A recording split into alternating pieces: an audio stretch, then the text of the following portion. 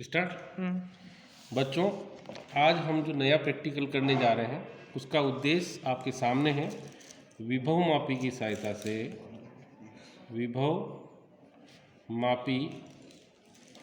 सहायता से दो सेलों के विद्युत वाहक बलों की तुलना करना। विद्युत वाहक बलों की तुलना करना।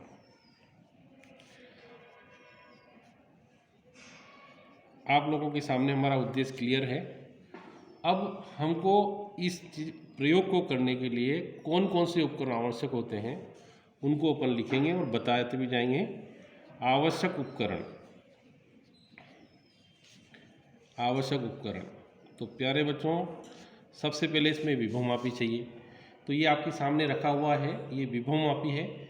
इसमें 10 तार लगे होते हैं, 1 2 3 4 5 6 7 8 9 10। और इसके एक सिरे पर एक मीटर स्केल लगी हुई है, अर्थात इस तार की टोटल लंबाई 10 मीटर है। यह तार भी उसी प्रकार जैसे अपन ने मीटर सेतु का बनाया था, नाइक्रोम, मैग्नीन या कांस्टेंट धातु का बना होता है। इसे आदर्श वोल्ट मीटर कहते हैं। अगर आदर्श वोल्ट मीटर है तो यही एक अपना आदर्श वोल्ट मीटर है। तो सबसे पहले देखो, आवश्यक उपकरण में अपना एक तो हो गया विभव मापी। दूसरा नंबर आता है बैटरी। तो हमारे पास ये बैटरी रखी हुई है। तीसरे नंबर पर आता है प्रत्यावर्ती प्रतिरोध। तो ये जो है हमारे पास ये रखा हुआ है, इसको बोलते हैं प्रत्यावर्ती प्रतिरोध। फिर होता है एक मार्गी कुंजी। तो ये जो रखी हुई है हमारे पास, इसको बोलते हैं अपन वन वे की या एक मार्गी कुंजी। फिर दो सेल कौन कौन से हैं हमारे पास, एक तो डेनियल सेल और दूसरा बनाते हैं अपन लेक लांसी सेल। अभी जो कि बनाना सिखाता हूँ मैं अभी, लेक लांसी सेल। फिर तीसरे नंबर पर आता है अपना धारा मापी। तो ये रहा अपना धारा मापी। फिर आता है द्विमार्गी कुंजी। तो द्विमार्गी कुंजी, तो ये आपकी द्विमार्गी कुंजी है। इसमें दो मार्ग है, जैसे ये बीच में है, इसको अपन हटा लेंगे तो ये हट जाएगा और इसको लगा देंगे तो ये लग जाएगा। तो इस प्रकार से ये द्विमार्गी कुंजी। एक और होता है जॉकी। तो प्यारे बच्चों, इसे कहते हैं अपन जॉकी। ये जो मेरे हाथ में है, इसमें नाइफ के समान तीखा भाग होता है। ये पीछे से और आगे से दोनों मेटल की बनी, बीच में हमने इसको कोटेड कर रखा है। ये इंसुलेटर है, ताकि इससे अपन जब पकड़े तो अपना जो प्रतिरोध इसमें नहीं मिलना चाहिए। इस प्रकार से हमने सभी आवश्यक उपकरण लिख लिए हैं। अब इसका डायग्राम बनाते हैं। तो देखिए डायग्राम कैसे बनेगा। ये सबसे पहले ये बैटरी बना दी। ये बैटरी का पॉजिटिव टर्मिनल है।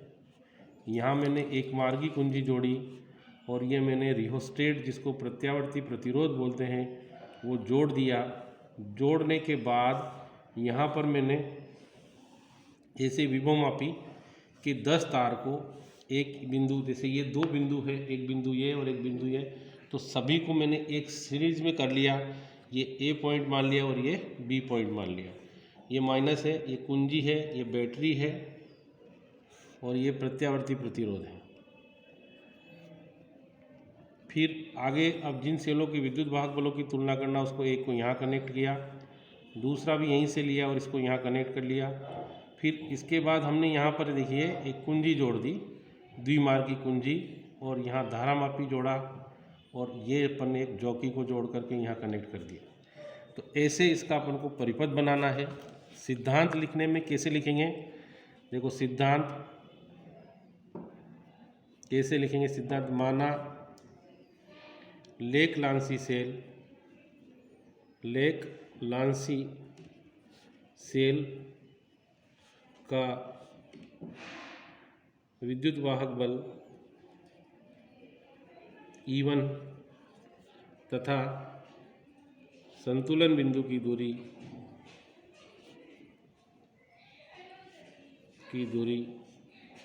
L1 सेंटीमीटर है। तो विभवमापी के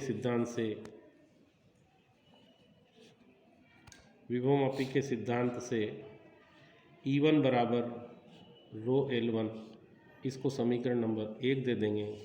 फिर माना डेनियल सेल का विद्युत वाहक बल E2 तथा इसके संतुलन बिंदु की दूरी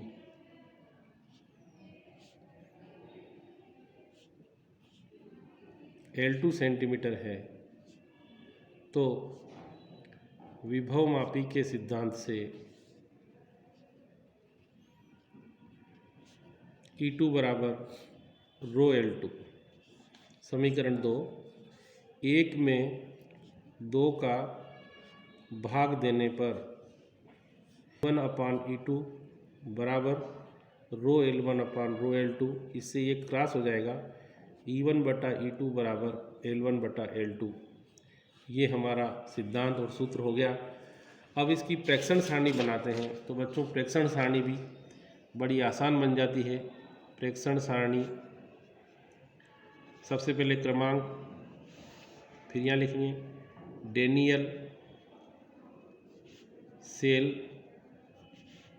के लिए संतुलन बिंदु की दूरी L1 सेंटीमीटर, फिर यहाँ लेक-लांसी, सॉरी ये L2 आएगा, मैंने L2 माना था, लेक-लांसी सेल के लिए संतुलन बिंदु की दूरी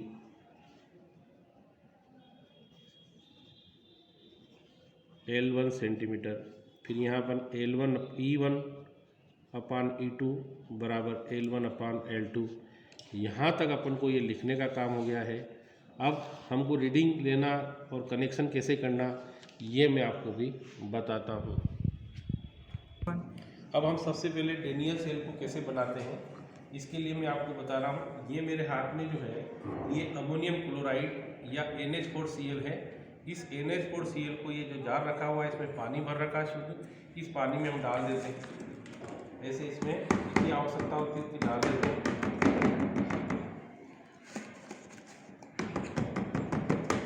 ये मैंने इसके अंदर NH4Cl को डाल दिया।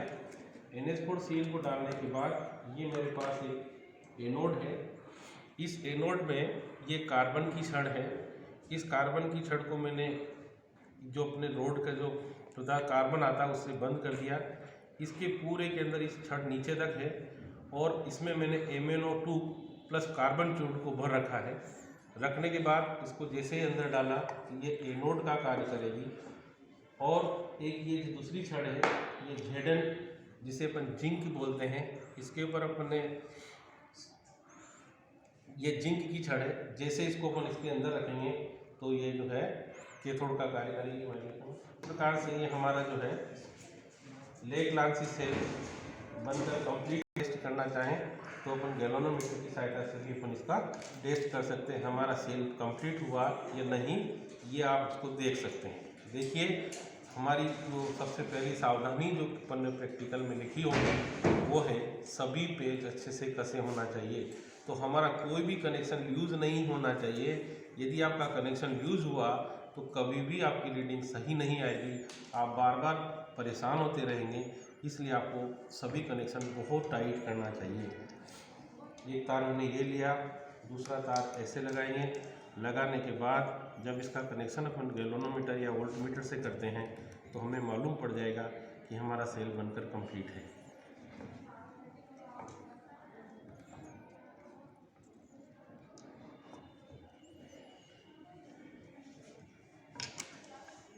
ये हमारा एनोड है, ये कैथोड वाला वायर है। हम इसको इससे कनेक्ट करेंगे और इसको इससे कनेक्ट करेंगे। देखिए जी, इसमें विक्षेप आ रहा है। दैट मीन्स हमारा जो पहला लेक-लांसी सेल था वो बन चुका है। अब हम दूसरा सेल बनाने की प्रोसेस बताते हैं। ये लेक-लांसी सेल बन गया, इसको मैं इधर रख देता हूँ। ये हमारा दूसरा सेल डेनियल सेल है। डेनियल सेल में कॉपर पात्र होता है।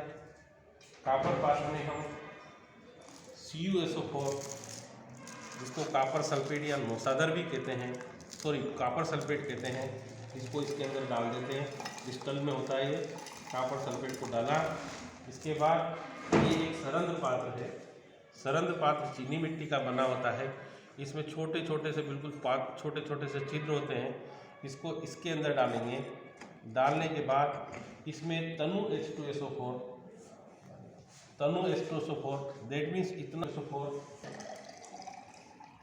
बहुत कम मात्रा में तनु H2SO4 अर्थात हम 1 या 2 बूंद इसमें अपन H2SO4 की डाल देते हैं।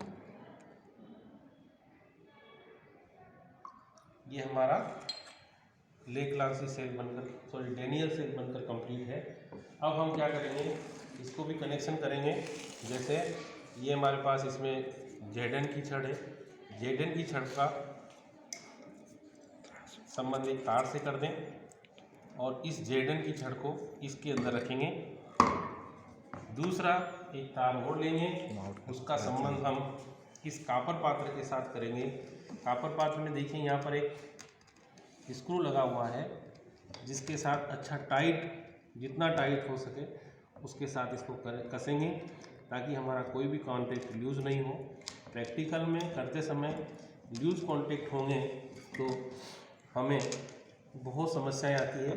बार बार हम कहते हैं हमारी रीडिंग नहीं आ रही है, तो रीडिंग आने के लिए कांटेक्ट को अच्छे टाइट कसें, उसके बाद ही प्रैक्टिकल स्टार्ट करें।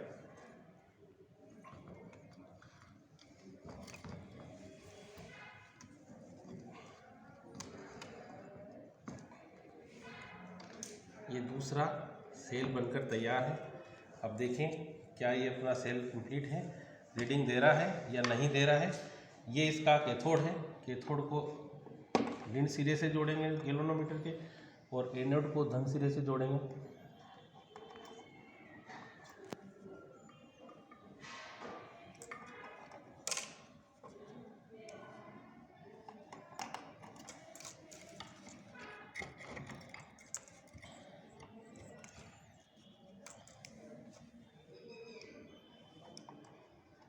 एक बार फिर से चेक करते हैं। अब डेनियल सेल बनकर कंप्लीट है। अब यदि हम इसको पॉजिटिव को यहाँ से कनेक्ट करते हैं और नेगेटिव को यहाँ से कनेक्ट करते हैं तो दोनों तरफ विक्षेप आता है, अर्थात हमारा सेल बनकर कंप्लीट है। और हमने दोनों सेलों को बहुत अच्छे से बना लिया है। बनाने के बाद अब हम कनेक्शन कैसे करेंगे वो अपन देखते हैं। यह हमारा डेनियल सेल बच्चों, अब हमारा कनेक्शन कैसे करते हैं ये सबसे महत्वपूर्ण है। तो कनेक्शन करने के लिए हम क्या करते हैं, ये हमारी बैटरी है। इस बैटरी के धन सिरे से इन सेलों के दोनों धन सिरे, अर्थात इसका ये वाला भाग और इस सेल का अपना कार्बन छड़ वाला भाग, तीनों को जोड़कर हमने विभवमापी के एक सिरे से जोड़ दिया।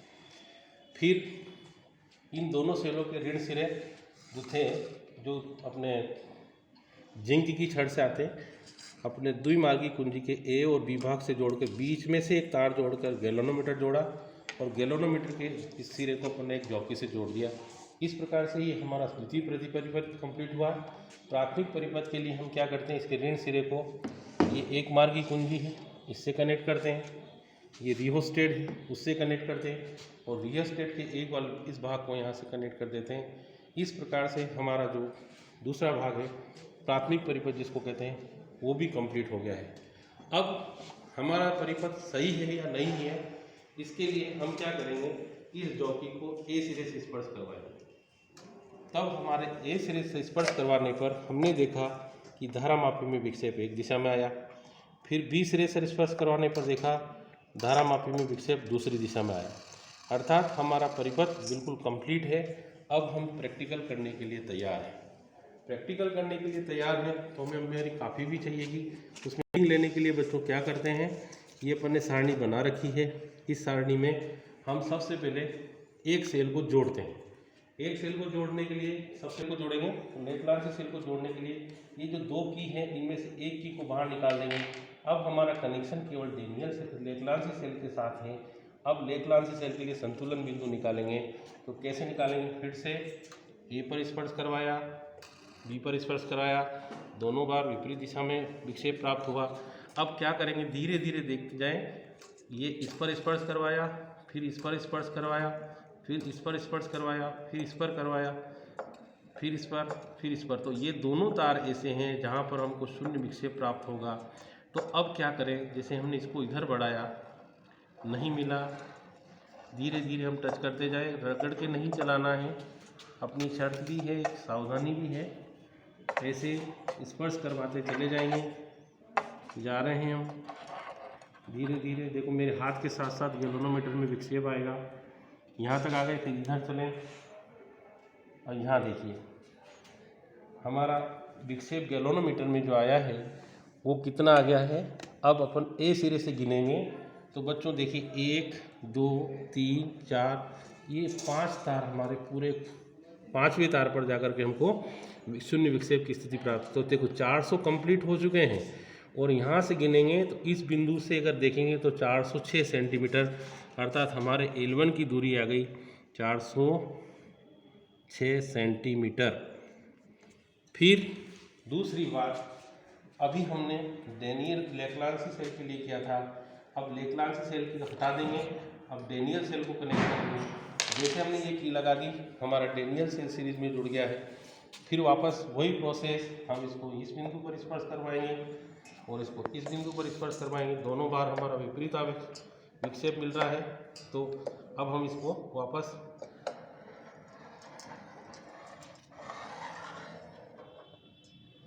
यहाँ से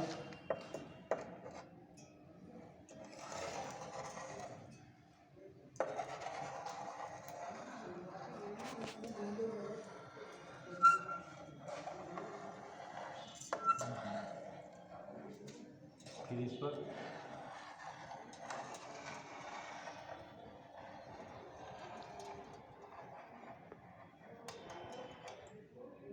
फिर इस चौथे तार पर देखें, ये चौथे तार पर जाकर के हमको शून्य विक्षेप प्राप्त हो गया है।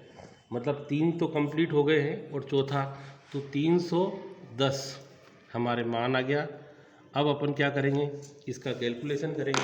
हमने कहा था E1 upon E2 equal to L1 upon L2।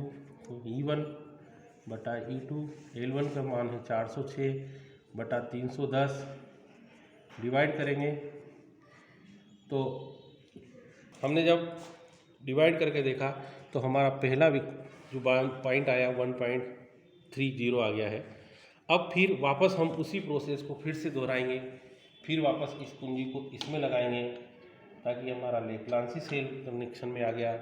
फिर वापस शून्य विक्षेप निकालेंगे, फिर इसको वापस 1.30 वापस L1 के मान निकालेंगे, फिर L2 का मान निकालेंगे, फिर डिवाइड करेंगे। फिर तीसरी प्रोसेस ऐसी किसी करेंगे। तीनों को निकलने के बाद तीनों का अपन एवरेज निकाल लेंगे और वही हमारे दोनों सेलों के विद्युत वाहक बलों की तुलना होगी। आप लोगों को इस प्रैक्टिकल को करने में कोई समस्या नहीं होती है। जहाँ तक मैं मानता हूँ आप इस प्रैक्टिकल को बहुत अच्छे से हल कर सकते हैं और ये प्रैक्टिकल आपको एग्ज़ाम में पूरे मार्क्स दिलाने के लिए बहुत अच्छा प्रैक्टिकल है। आप वीडियो को लास्ट तक देखें और कमेंट्स करें। Thank you.